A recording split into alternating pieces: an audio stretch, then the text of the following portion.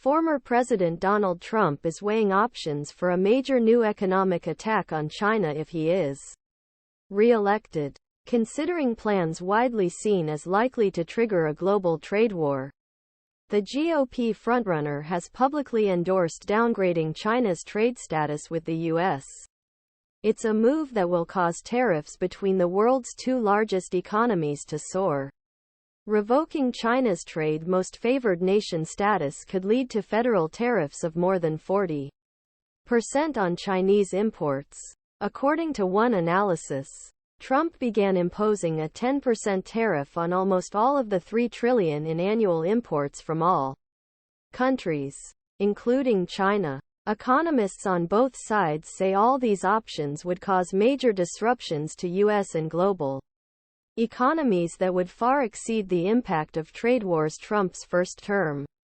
Although he frequently praised Xi Jinping as president and signed a 2020 trade deal with China, Trump repeatedly criticized Beijing during the campaign and promised a tougher stance than President Biden. Trump's determination to step up trade fights with Beijing reflects emerging economic stakes of 2024 elections as former president looks increasingly confident of winning GOP nomination.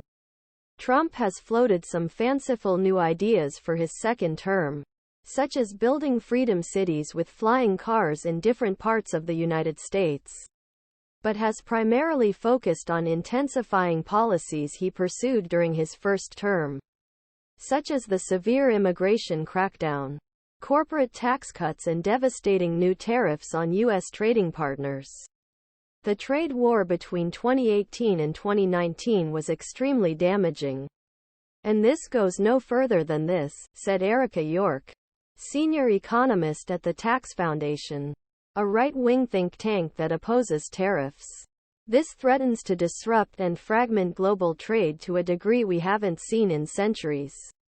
Biden has largely maintained the tariffs China that Trump imposed as president in 2018 and also imposed new restrictions on the Chinese economy, including new limits semiconductors and other manufacturing equipment.